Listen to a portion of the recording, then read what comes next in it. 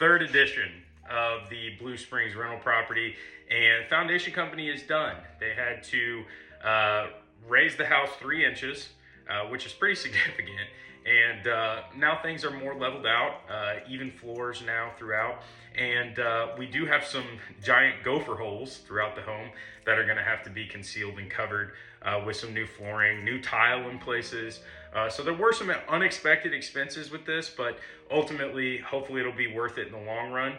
And you know, taking care of that foundation first and working your way up. So now we can get into the cosmetic things, and then hopefully by January timeframe, we can get a tenant in here.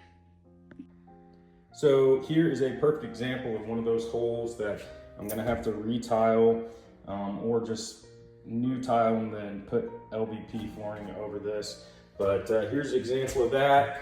Then here's another one here. And then I'm gonna attach some photos at the end of the video too, so that you can see what was kind of done underneath. But as you can see right here, there was obviously some damage from whenever the house was raised, and then damage right here as well. That's going to happen whenever you raise a house 3 inches.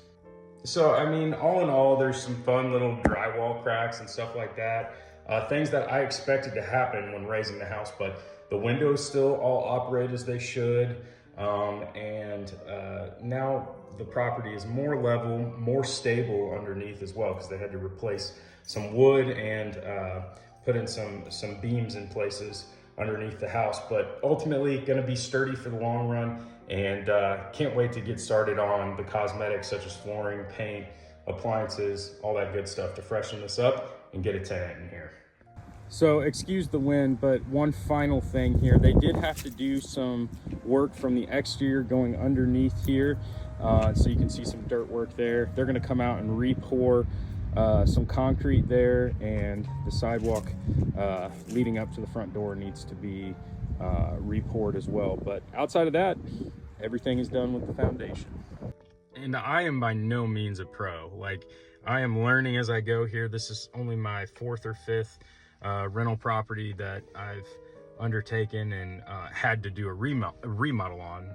I got a couple others that didn't require a remodel whenever I purchased, but this one required a remodel, and ultimately you kind of roll with the punches and hope for the best. And so far there have been some punches thrown, but they were expected. And so all of that comes from doing your homework up front and realizing, okay, I've got a budget for this, this, and this. So nothing has really been a surprise up to this point.